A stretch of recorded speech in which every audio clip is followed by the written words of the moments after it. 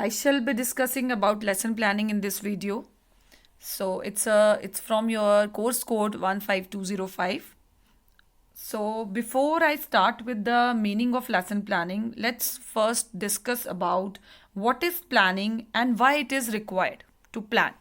See, as planning, we mean it's thinking about something beforehand. जब हम कोई काम करने से पहले उसके बारे में जब सोचते हैं कि हम वो कैसे करेंगे और उसमें क्या क्या चीज़ें इस्तेमाल करेंगे, कैसे उसको अकम्प्लिश करेंगे, दैट इज़ कॉल्ड प्लानिंग. और इन अ ले मैन लैंग्वेज अगर हम इसको कहते हैं, it is deciding about in advance what is to be done for accomplishing future task. So here planning की अगर हम बात करें, प्लानिंग क्या होता है? जो भी चीज़ हम पहले डिसाइड कर लेते हैं कि कैसे करेंगे, that is called planning. So the question comes is, planning ज़रूरी है? Why we need to plan? See, we need to plan. अगर हम लेसन की बात करें, we need to plan. Lesson क्या, किसी भी चीज़, रोज़मर्रा की चीज़ में अगर आप किसी चीज़ को प्लान करके चलते हो तो आपका जो रिजल्ट है वो अच्छा आएगा, जो भी काम आप कर रहे हैं. सो इन जनरल अगर हम बात करें, why we need to plan? We need to plan because it smoothens the work. इससे काम आसान हो जाता है और आपके लिए काम का जो काम करना है आपने, उसमें क्या प्रॉब्लम्स आने वाली हैं, हर्डल्स क्या आने वाली हैं, वो भी आपको पता चल जाता है. और in future you are able to think of the possible solutions to that problem. ठीक है, जो आप फेस करने वाले हो. अब बात आती है लेसन प्लानिंग की. लेसन प्लानिंग जो है, इसको ब्लूप्रिंट भी कहा जाता है. और जो है, अगर हम बात करें इसकी ओरिजिन की, the origin of lesson planning is from gestalt psychology.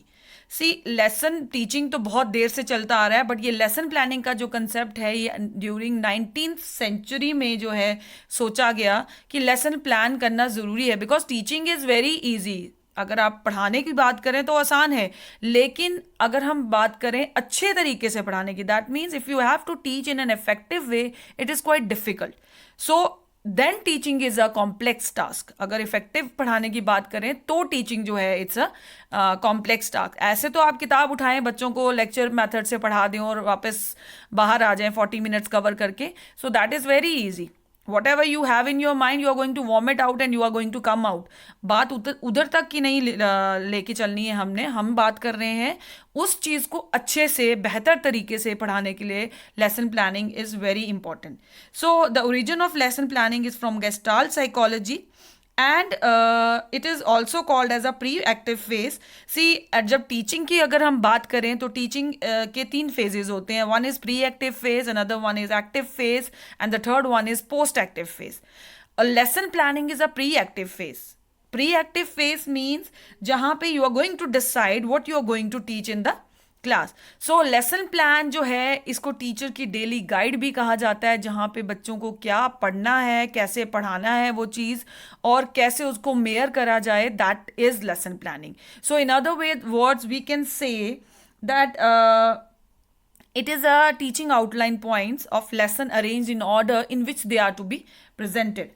सो हम इसको क्या कहते हैं, whatever you are going to teach in the class, जो वो आपने इंपॉर्टेंट पॉइंट्स जो हैं वो अरेंज करे हैं प्रॉपर वे से as a blueprint, that is called lesson planning. ठीक है, और it indicates how, what and how you are going to teach, whatever you are going to deliver in the class.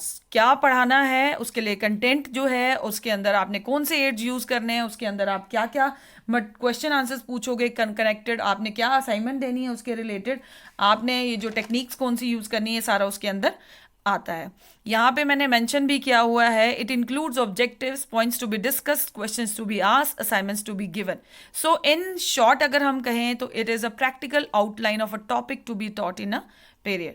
Class के अंदर जो इसको, it is also called as the heart of effective teaching.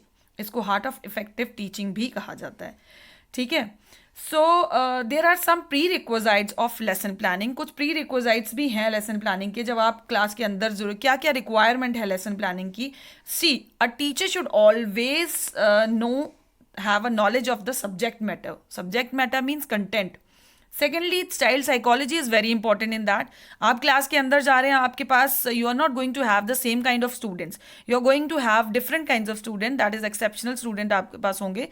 Some are average, some are below average, some are gifted, so you have to deal with all those.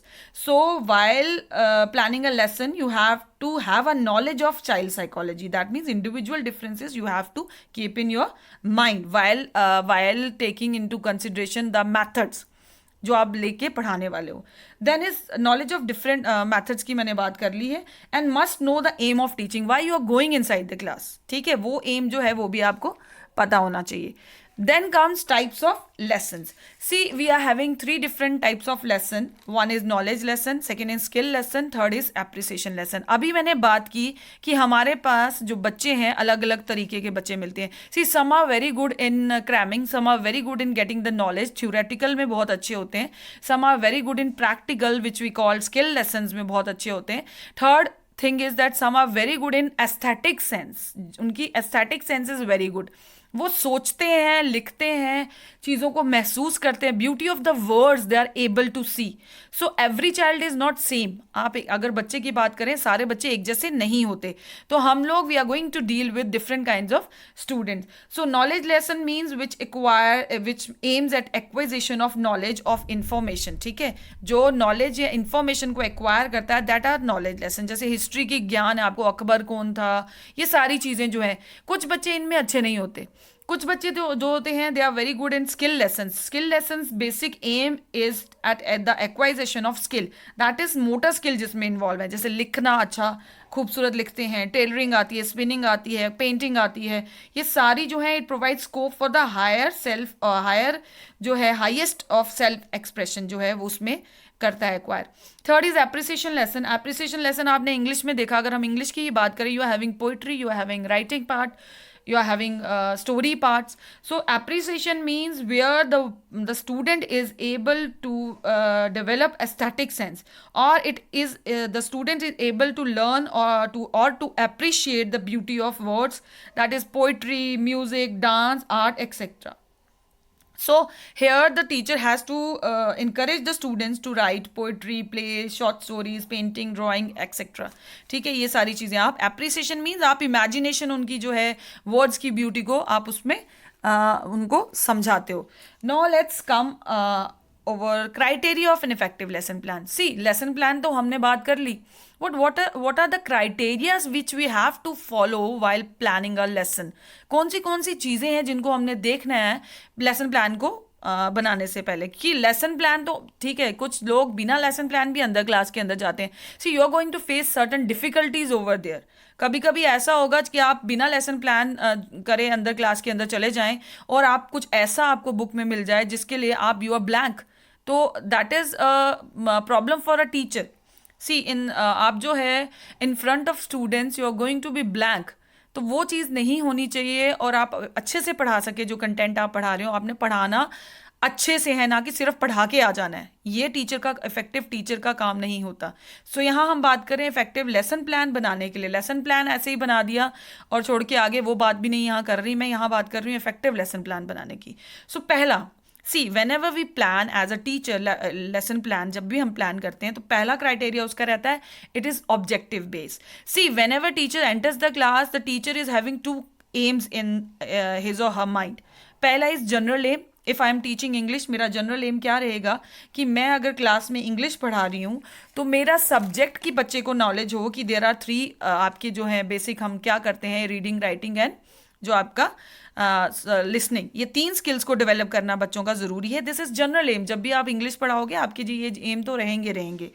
अगर हम बात करें, क्योंकि हमारा बेसिक जो एम जनरल रहेगा being an English teacher, कि बच्चा जो है he should be able to understand the subject in English and we have to arouse curiosity among the students while understanding.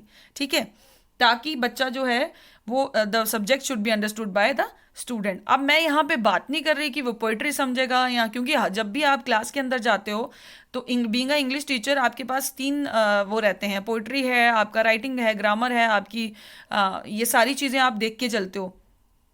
आज का लेसन जो मेरा है जब मैं ये सोच के चलती हूँ कि अगर मैं नाउन पढ़ा रही हूँ तो बच्चों को नाउन अच्छे से समझ आना, दैट इज स्पेसिफिक एम। दो एम हमारे पास आते, एक इंग्लिश टीचर होने के नाते इंग्लिश समझ आए, ठीक है, इंग्लिश है क्या। दूसरा, जब मैं रोज रोज लेक्चर चेंज करती हूँ, that is my specific aim. So objective based होना चाहिए, वेदर इट इज जनरल और इधर whether it is specific. So specific aims to enable the student to understand the content which I am going to deliver today in the class. So specific aim जो है वो रोज change होता है, where as general M जो है वो आपका एक ही रहता है। इंग्लिश टीचर हूँ तो इंग्लिश बच्चों को आनी चाहिए, उसके 3 स्किल बच्चों के जो है होने चाहिए, listening, reading and writing. Now comes second, written. See, it should be written because it assures that it will remain in students mind. अगर लिखा हुआ होगा तो वो रहेगा, अगर आप वर्बली किसी को बोलते हो वो ज़्यादा देर आपके माइंड में रिटेन नहीं रहता, तो रिटन होना चाहिए क्योंकि वो आपको याद रहेगा कि आपने कहाँ पर छोड़ा है and where you are going to start next day, कहाँ से शुरू करेंगे आप। Third is your based on previous knowledge. See, आप क्लास के अंदर टीचर्स चले जाते हैं, supposingly I have to teach in maths angles. So अगर मुझे मैथ्स में एंगल्स पढ़ाने हैं तो मेरा प्रीवियस नॉलेज जानना क्या होगा, that the student should must have knowledge of lines, line segment, rays, ये चीज़ें पता होंगी तो मैं एंगल स्टार्ट करूंगी। अगर क्लास में मैंने एंगल स्टार्ट कर दिया and they don't have the knowledge of lines, rays, point, line segment, तो मेरा एंगल पढ़ाने का कोई मतलब नहीं है, because we have to plan lesson according to that. So it should be based on previous knowledge, कि वो जो पुराना ज्ञान उनका कहाँ तक है, ताकि मैं उससे आगे बना सकूं plan. Then selection of subject matter, you have to be very choosy while selecting. आप जब भी सिलेक्ट करते हो सब्जेक्ट मैटर, जो कंटेंट आप सिलेक्ट करते हो, वो जो है आपने बहुत जो है देखना है कि वो that should be child according to child need, interest and abilities. See, if I am going in class 5th, so I have to जो है मेरे को जो भी I have to choose the content according to their age. आपने देखा होगा, English हो या मैथ्स हो या कोई और सब्जेक्ट ले लो, आपका जो बेसिक रहते हैं, जैसे आपका नाउन, नाउन आपका 5th में भी है, 4th में भी है, 3rd में भी है, 10th में भी है, but the level of explanation जो है वो डिफरेंट है। तो आपने कंटेंट कौन सा लेना है, कौन सी क्लास के लिए लेना है, that you have to check while planning the lesson. Suitable aids, see, आप क्या एड्स मीन्स, आप उसके लिए कुछ भी हो सकता है आपका, उसके लिए आप चार्ट यूज़ कर रहे हो, मैप यूज़ कर रहे हो, फ्लैश कार्ड्स यूज़ कर रहे हो, आप उसके लिए क्या चीज़ यूज़ कर रहे हो वो आपने देखना है, मॉडल्स यूज़ कर रहे हो। So you have to decide it beforehand कि आप इस लेसन को पढ़ाने के लिए, देखिए टीचर को हमेशा पता होता है कि अगर मैं नाउन पढ़ा रही हूँ या अगर मैं मैथ्स का कुछ पढ़ा रही हूँ तो I have to draw certain pictures, अगर मुझे वहाँ तक जाना है एंगल्स तक, मुझे लाइन की एक पिक्चर जो है चाहिए, या फिर आप उसको वहाँ ब्लैक बोर्ड पर बना के दिखाएं, या जो भी आप एड इस्तेमाल कर सकते हैं। ब्लैक बोर्ड पर आप बनाएंगे दैट इज़ ओके, बट आप अगर उसको किसी और मैथ स्टिक्स से बना के जाएंगे तो वो थोड़ा सा बच्चे का इंटरेस्ट को और मोटिवेट करता है, बच्चे को और अरोज करता है इंटरेस्ट को। Then is orderly presentation. आपने देखा होगा orderly presentation means you that the teacher has to be very particular about this, that जो वो है आपका लेसन है वो प्रॉपर वे से हो, ऑर्डर में हो। आप कभी भी किसी बच्चे को प्रनाउन पहले नहीं पढ़ाओगे, नाउन पहले पढ़ाओगे। सो अगर आपने प्रनाउन पढ़ाना है तो नाउन को आपने टाइप्स ऑफ नाउन, उस नाउन पढ़ाना है, उसके बाद आपने उसके बाद नाउन की जो काइंड जो है टाइप्स हैं वो पढ़ानी है, उसके बाद आप प्रनाउन पे जंप करोगे। आप सीधा प्रनाउन पे जंप करके फिर आप उसको टाइप्स नहीं पढ़ाओगे नाउन की। सो आपने ऑर्डर देखना है कि ऑर्डर सीधा जा रहा है कि नहीं, प्रेजेंटेशन जो आप पढ़ा रहे हो 1 2 3 नंबर वाइज, सीरियल वाइज जा रहा है, सी आपने उसको देखना है। सी, उसके बाद आपका आता है फ्लेक्सिबल एंड साइकोलॉजी। सी, आप हमेशा आपका जो ये लेसन प्लान होता है, it act as a guide for you. आप उसको गाइड, वो आपको गाइड ना करे, आप उसकी गाइडेंस लेके पढ़ाए, ऐसा जो है वो आप सिर्फ एज अ गाइड लेते हो, एज अ सपोर्ट लेते हो। ये नहीं है कि आप उस पर रिजिड हो जाओ कि क्लास में अगर आपने जो लेसन प्लान किया उसके अलावा बच्चे ने कुछ पूछ लिया तो you will say this was not in my lesson plan, so मैं ये नहीं करूँगा। सो वो चीज़ आपकी नहीं आनी चाहिए। आपने फ्लेक्सिबल होना है depending upon the situation. Sometimes we plan like this कि बच्चा आगे से रिस्पॉन्स नहीं देगा, अगर रिस्पॉन्स आ गया तो आपने उसको उस तरीके से लेके चलना है। सपोजिंगली मैंने मोटिवेशन क्वेश्चंस बनाए हैं लेसन प्लान करते हुए कि नाउन का पूछूंगी, प्रनाउन पढ़ाने से उसके टाइप्स पूछूंगी, अगर बच्चों को नहीं आएगा तो I will switch to pronounce. लेकिन अगर बच्चे को आ गया तो आप बोलोगे अब मैं क्या करूं, ऐसा कुछ नहीं है। यू शुड बी फ्लेक्सिबल, ठीक है। देन इज योर, इसके अंदर और भी बहुत सारे पॉइंट है, तो मैंने इवेल्युएशन एक्सरसाइजेज, रिकैप्चुलेटरी क्वेश्चंस आपके ज़रूर होने चाहिए रिलेटिंग टू द कंटेंट जो आपने उस दिन पढ़ाया है। सो इवेल्युएशन एक्सरसाइजेज कैसे होंगी आपकी, जो आपने जो भी क्वेश्चन आंसर्स जो हैं आपने पढ़ाए। So next is summary. Summary is very important. कई बार बच्चे पूरी क्लास में ध्यान नहीं देते आप क्या पढ़ा रहे हो, लेकिन जब आप ब्लैक बोर्ड पे पूरा समराइज करके लिख देते हो कि आज मैंने क्या पढ़ाया, meaning of noun, noun is this, types of noun, ये यहाँ पे लिख दिया, proper noun, common noun, abstract noun, वो करके आपने लिख दिया। उसके बाद आपने कंक्लूड करके एक समरी बना दी। शायद आपका पूरा लेक्चर बच्चे ना सुना हो, लेकिन वो जो आपकी समरी है उससे बच्चे को नॉलेज हो जाएगी कि आपने आज क्या पढ़ाया। So summarization is very important point while जो आपका प्लानिंग का लेसन की मुझे कैसे समरी देनी है, ताकि बच्चे ने अगर पूरा ना भी सुना हो तो लास्ट में वो मेरी समरी से जो है बोर्ड पे बच्चा समझ जाए। नेक्स्ट आपका आता है इवैल्यूएशन में रिकैप्चुलेटरी क्वेश्चन जो आप पूछते हो। सपोजिंगली मैंने नाउन पढ़ाया तो मैं ऐसे ही बोलूंगी what is common noun, give me some examples of, वो इवैल्यूएशन में आ गया। Assignment is a task after completing the lesson you are going to give students in the form of filling the blanks, in the form of question answers. One objective में दे सकते हैं, आपने उनको घर के लिए देना है। Then is your selected references कहाँ कहाँ से लिए। रेफरेंसेस मीन्स दैट आपने कौन से it indicates a reference books, आपने कहाँ से कंटेंट लिया है वो भी आपको पता होना चाहिए, क्योंकि आप एक बुक से अगर सारा कुछ लेसन प्लान वैसे कर दोगे तो आपको वेरिएशन नहीं मिलेगी, आप उस चीज़ को और सिंपल नहीं बना सकते। सो आपने वो चीज़ें भी ध्यान में रखनी है। नेक्स्ट आपका जो है we are going to talk about the approaches to lesson planning. See we are having different approaches to lesson planning. हमारे पास बहुत सारी अप्रोचेस हैं लेसन प्लानिंग की। आपकी यहाँ मेंशन है, आपकी सबसे oldest approach is Herbartian approach and it is given by Herbart. जो इस अप्रोच को हर्बर्शियन अप्रोच इसलिए कहा जाता है क्योंकि इसकी जो जिन्होंने ये बनाई है उनका नाम हर्बर्ट है, और इनका जो बेसिकली अगर आपको साफ लफ्ज़ों में बताया जाए as far as lesson planning is concern, तो जब लेसन प्लानिंग शुरू ही हर्बर्ट से हुई थी। हर्बर्ट जी ने अपना जो है he is called as the originator of the lesson planning, क्योंकि इन्होंने सोचा कि teaching job is not a easy job, because teacher ही वो है जो डिफरेंट स्ट्रीम्स में बच्चों को पढ़ा के कुछ डॉक्टर बनते हैं, कुछ इंजीनियर बनते हैं। टीचर वहीं रहता है बट उसके स्टूडेंट बहुत डिफरेंट एरियाज़ में चले जाते हैं, और अच्छी नॉलेज अगर उनको होगी तो वो अपना काम अच्छा कर पाएंगे। तो ये सबसे बड़ा जो शोल्डर पे रखा है बोझ टीचर के रहता है कि बच्चे को अच्छे से पढ़ाना है, ताकि वो अपना जो है फ्यूचर एज अ सिटीजन जो है ऑफ कंट्री अपना जो काम कर सके अच्छे से, चाहे वो डॉक्टर है, चाहे वो आर्मी ऑफिसर है, कुछ भी। तो यहाँ पे उन्होंने डिसाइड किया कि बच्चे को अच्छा पढ़ाने के लिए लेसन प्लानिंग बहुत ज़रूरी है, बिकॉज अगर टीचर बिना लेसन प्लान करके जाएगा तो उस अपना 100% नहीं दे पाएगा। 100% देने के लिए हर्बर्शियन जो अप्रोच है इन्होंने बनाई, और ये 19वीं सेंचुरी में पहली अप्रोच बनी। और जब लेसन प्लानिंग ने अपनी जगह पाई है वो इनकी वजह से पाई है, इन्होंने ही पहला जो है लेसन प्लान किया। So he is called as originator of the lesson planning because he was the one who decided to plan for a lesson, जो है लेसन जो पढ़ाना है क्लासरूम में उसके लिए।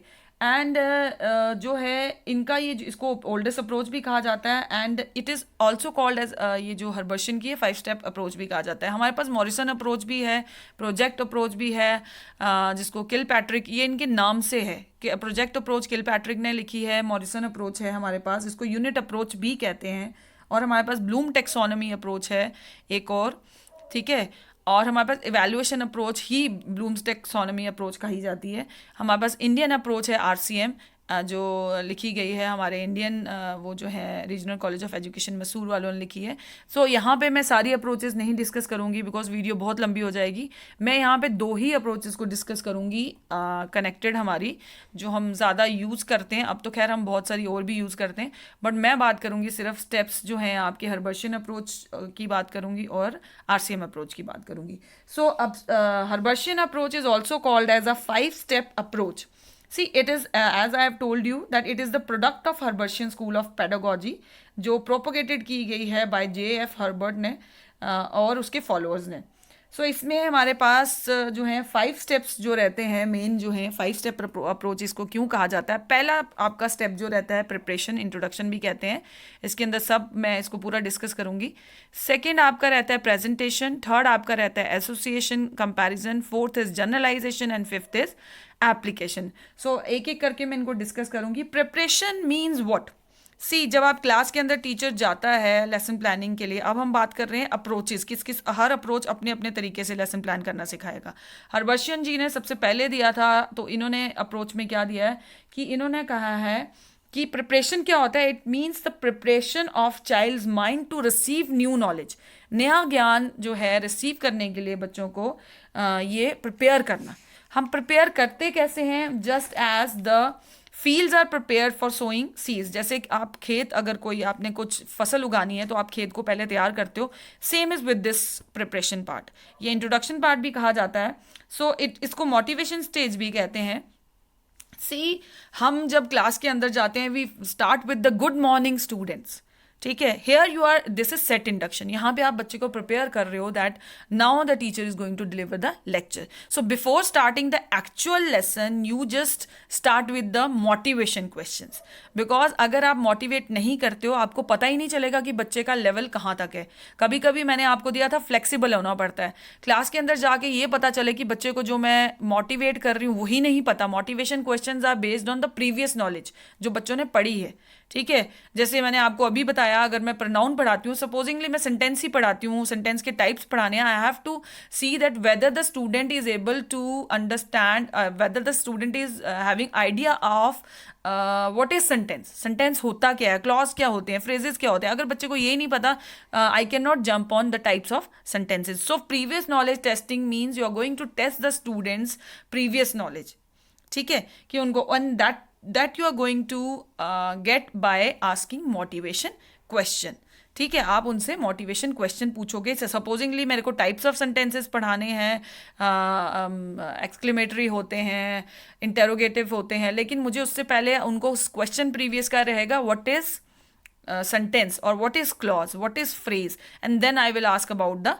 what are the today I am going to discuss। फिर उसके बाद जब मुझे लगा कि बच्चे को क्लॉजेस भी पता है, फ्रेजेस भी पता है, और अब मुझे क्या करना है, सेंटेंस भी पता है, no I am going to discuss about the types of sentence. You can not jump on the types of sentence if the student is not having idea of what is sentence. So अगर वहाँ पे ऐसा हो जाता है कि आप question बना के गए हो टाइप्स ऑफ सेंटेंसेस के, वहाँ पे बच्चे को लेसन बना के गए हो टाइप ऑफ सेंटेंस, और वहाँ बच्चे को सेंटेंस नहीं पता, तो आपको सेंटेंस से ही शुरू करना पड़ेगा। ये टीचर का काम होता है। ये इसलिए बनाया गया है, हरबंशयन ने इसलिए बनाया कि टीचर को पता होना चाहिए कि मैं जो पढ़ा रहा हूँ उसके पहले का बेस बच्चे को क्लियर है कि नहीं।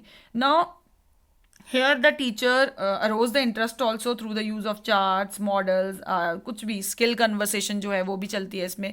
So you are going to then announce the topic. Announcement of the aim is like you are going to announce the topic, कि आप आज उसको क्या पढ़ाने वाले। यहाँ पे भी आपको दो रहेंगे दिमाग में, एम्स तो आपके पास रहेंगे। एम जो आपका टॉपिक है, आप you are going to announce the topic. Why it is required to announce the topic, see when you announce the topic student बड़े ऐसे कॉन्शियस हो जाते हैं कि अब जो है मैम पढ़ाने वाली है, ठीक है। अब पहले चाहे वो बात भी कर रहे हो, जब when you announce the topic, so students, well students today we are going to discuss about this. So students जो हैं उस एक तो उनको ये पता चल जाता है कि मैम ने अब शुरू करना है और ये वाला टॉपिक शुरू करना है, तो वो सेट इंडक्शन काइंड ऑफ हो जाता है। Second is presentation. Presentation means after motivating the student, here the teacher will proceed with the material to be taught, जो भी वो मटीरियल लिख के लाई है, and here both teacher and student will be the active participant in teaching learning process। Teacher भी active हो जाएगा because now he has step in to the actual content जो उसने पढ़ाना है। पहले तो वो उसके कनेक्टेड, उनको जागृता जिसको कहते हो आप, उनको जगा रहा था, अब वो एक्चुअल में आ गया। सो यहाँ पे आप ब्लैक बोर्ड समरी भी होगी टीचर की, क्वेश्चन आंसर्स भी होंगे, डायग्राम्स भी होंगी, एक्सपेरिमेंट्स भी होंगे। So whatever in the material he is going to और she is going to teach, वो सारा वो प्रेजेंट करेगी, ठीक है, प्रेजेंटेशन।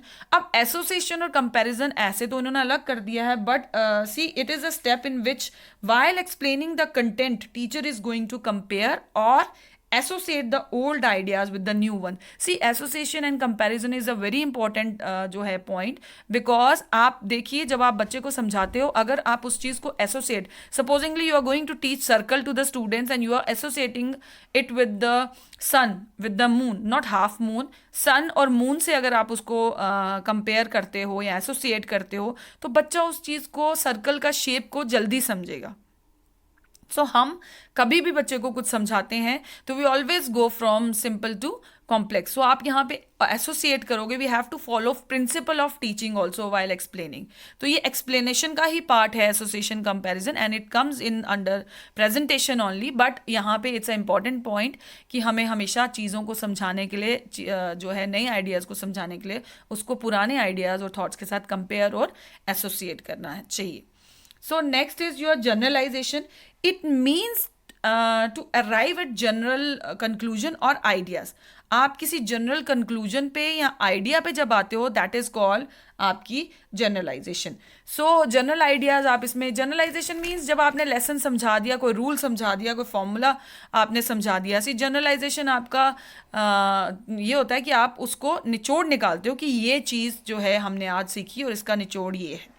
ठीक है, कुछ लॉज फॉर्मुलेट करते हो, कुछ रूल्स फॉर्मुलेट करते हो, that is generalisation. Last step is application. See application में क्या है, here the knowledge is applied in situations. ठीक है, यहाँ पे जो है बच्चा क्या सिचुएशंस में अप्लाई कर. मोर ओवर आप देखेंगे हेयर द स्टूडेंट्स को जो आपने पढ़ाया है वो वेरीफाई किया जाता है. ठीक है, और वेरीफाई कैसे किया जाता है, सपोजिंगली जो आपने जनरलाइज किया है वो आपने बच्चे को बताना है whether they work in really work in new situation also, and ठीक है, और क्लियर और मीनिंगफुल है कि नहीं. Here a teacher has to verifies the students have understood and grasp the subject matter, and this can be done by asking questions, by asking short answer type questions, by giving fill in the blanks, by giving diagrams, and you can ask the student to fill it. ठीक है, तो यहाँ पे filling दिंग blanks या कुछ करके आप जो है बच्चे को समझाते हो. ये बच्चे टीचर को ये भी समझाता है एप्लीकेशन में. अगर आप बच्चे को एप्लीकेशन दे रहे हो फिलिंग द ब्लैंक, सपोजिंगली मैंने सब पढ़ा दिया बच्चे को और मैं फिलिंग द ब्लैंक्स देती हूँ और नाउन का जो है सेंटेंस का टाइप्स पूछती हूँ कि ये कौन सा आता है, तो उस फीडबैक से अप्लाई आपने बच्चों की नॉलेज भी की, but here you are going to get your also feedback. क्योंकि इफ़ द आपका जो टोटल बच्चों का रिस्पॉन्स है वो 40% या 20% आया, दैट मीन्स आपके मेथड में, आपके पढ़ाने में कहीं कमी रह गई. So the students here are going to apply the knowledge which they have learn from you. ठीक है, सो बाय अप्लाई, उनकी एप्लीकेशन से you are going to get the feedback that whether the lesson जो आपने आज पढ़ाया है is understood by the teacher, student sorry, in a proper way. So this is all about Herbartian approach. अब हम देखिए जो लेसन प्लान जो है ये रहा हर्बर्शियन अप्रोच की. अब हम बात करेंगे आरसीएम अप्रोच की. See this approach was developed by regional college of education Mysore and it is divided into 3 main steps, that is input, process, output. ये 3 मेन स्टेप्स में डिवाइड किया गया है, इनपुट, प्रोसेस और आउटपुट में.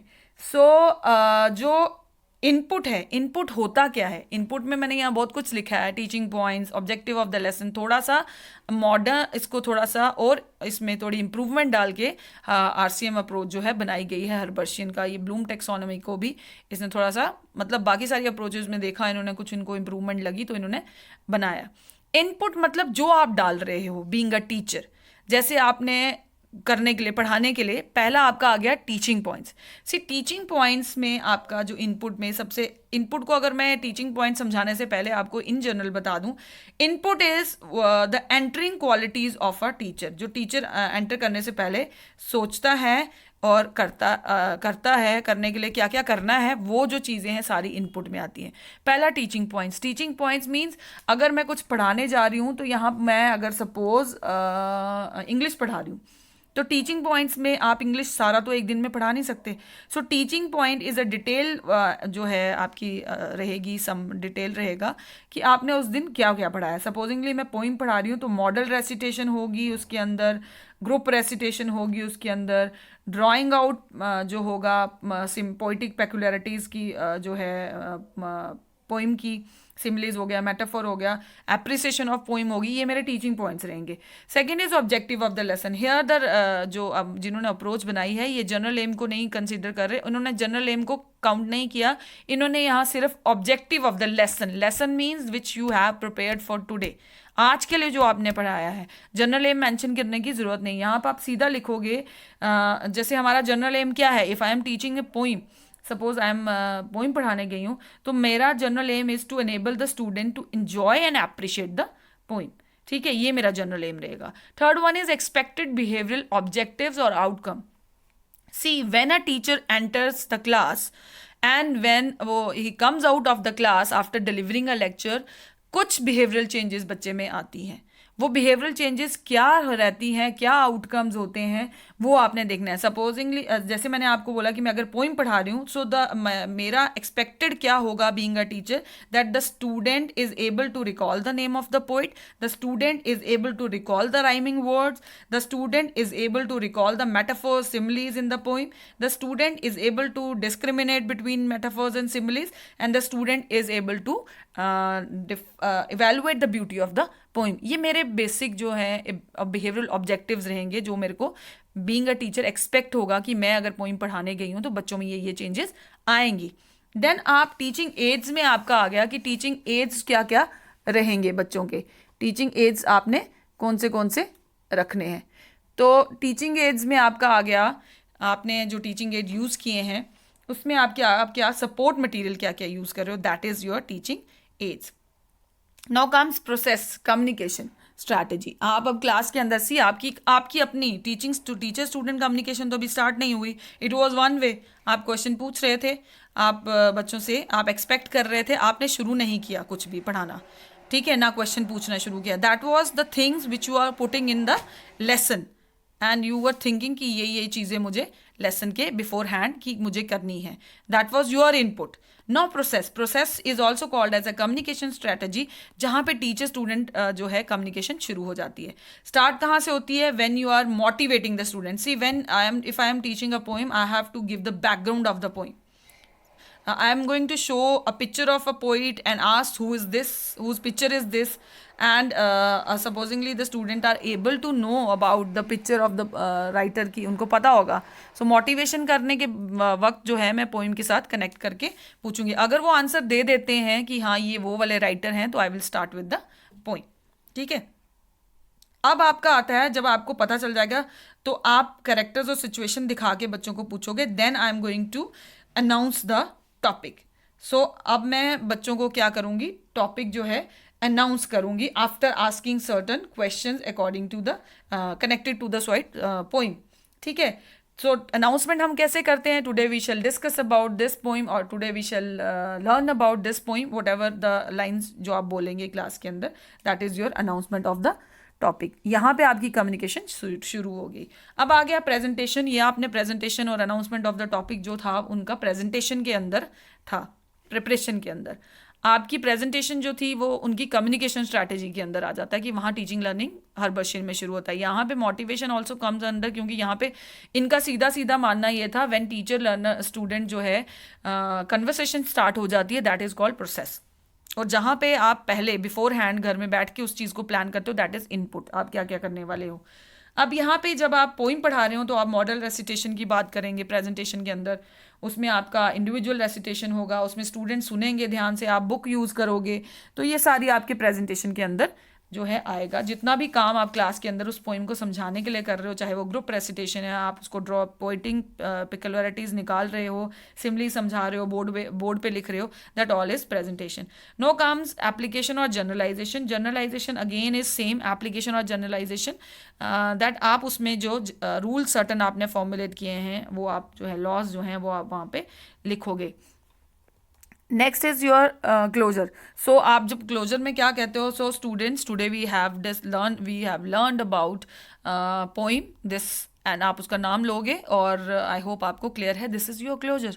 और इस पोइम में क्या था, जब हम लास्ट में पोइम ख़त्म करते हैं तो हम हमेशा थोड़ा सा उसको एक्सप्लेन करते हैं इन ब्रीफ. तो वो जो है आप उनको बता रहे हो in brief, that is called your closure part. Now third part comes your output. No, output is evaluation. No, you are going to evaluate the student whether whatever I have taught to them is understood by them or not.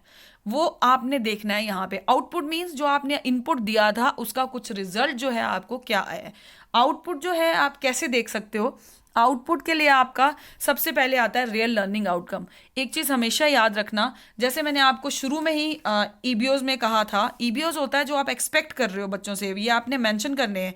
जैसे मैंने आपको बोला कि मैं पहले सोचूंगी कि वो recall करेंगे पोइट का नाम, वो रिकॉल करेंगे राइमिंग वर्ड्स, वो रिकॉल करेंगे सिमिलीज मेटाफर्स, वो रिकॉल करेंगे सॉरी वो इवेलुएट करेंगे ब्यूटी ऑफ द पोइम. सो मेरे जो आरएलओज होंगे वो हमेशा ईबीओज के साथ कनेक्टेड होंगे.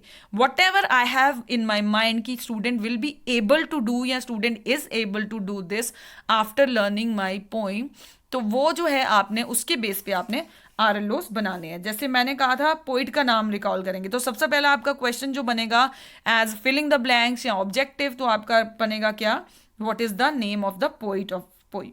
ठीक है, आपका पहला क्वेश्चन, क्योंकि मैंने पहले बोला था they will be they is the learner is able to recall the name of the poet, तो मेरा पहला ये बनेगा. जो जो आपने ईबीओज रखे हैं उसी के बेस पे आपके आरएलओस बनेंगे. सेकंड मैंने बोला था that they learner is able to recall the rhyming words, तो मेरा जो होगा क्वेश्चन बनेगा या फिलिंग द ब्लैंक्स में आप क्वेश्चन में डाल दो and list the rhyming words in the poem, ताकि जो मैंने पढ़ाया, जो मैं एक्सपेक्ट कर रही थी उसका रिजल्ट मेरे पास आया. अगर बच्चा जो है आपको देगा आंसर की हाँ जी पोइम्स ये हैं रिकॉल करी हैं हमने, तो मतलब आपको जो है वो पता चल जाएगा कि आपने पढ़ाया कैसा है. देन सिमलीज और मेटाफोर में डिफरेंशिएट करना है उसको पता चल जाएगा, तो आप उसमें लिखेंगे and list the similes in the poem. Then is your ये आरएलओज आपकी ईबीओज के साथ कनेक्टेड होंगे. देन लास्ट जो है आपका है आरएलओज में रियल लर्निंग आउटकम्स के बाद आपका आता है होम असाइनमेंट. इसी के अंदर आउटपुट के अंदर आपने उसको बच्चे को होम असाइनमेंट्स जो हैं वो पूछनी है कि बच्चे को होम असाइनमेंट्स जो हैं वो होम असाइनमेंट में आप क्या दोगे. होम असाइनमेंट ऐसी देनी है आपने जिसमें बच्चे का जो है क्रिएटिव पार्ट आपको पता चले.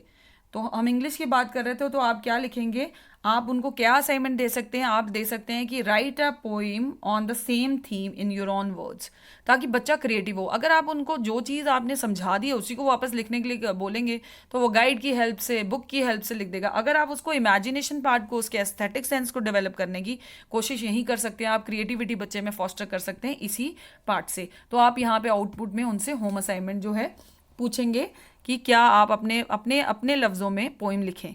ठीक है, कोई इसी तरीके की. ये आपका जो था लेसन जो आपका पढ़ाया गया है.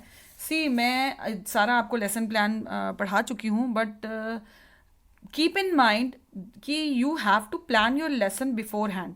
ये ज़रूरी है, लेसन प्लानिंग के लिए बहुत ज़रूरी है. But do not slave to it. आप उसके गुलाम ना बन जाओ लेसन के. अगर बच्चे ने कुछ लेसन के बाहर से पूछ लिया, पहले भी मैंने आपको बोला, वो आपने उसका गुलाम नहीं बनना है, as it is one of the criteria जो है of an effective lesson plan that you should be flexible and psychological. आपने you have to go by the lesson plan but you should not become slave to it. ये आपने अपने दिमाग में रखना है बीइंग अ टीचर. ठीक है, तो you should be flexible, you should not become slave of a lesson plan. You have to make lesson plan and you have to go with that. But if आपको वहाँ पे class में situation ऐसी आ जाती है, ऑकर करती है, जिसमें आप उस लेसन प्लान के अकॉर्डिंगली नहीं चल पाते, तो आप उससे स्विच भी कर सकते हो थोड़ा, क्योंकि डिपेंड करता है ना जो प्रैक्टिकली आपने करना है और जो आपने सोचा है, कभी कभी उसमें वेरिएशन आ सकती है. So this is all about your RCM approach, Herbartian approach and your lesson planning and criterias. So I hope आपको समझ आया हो. Thank you very much.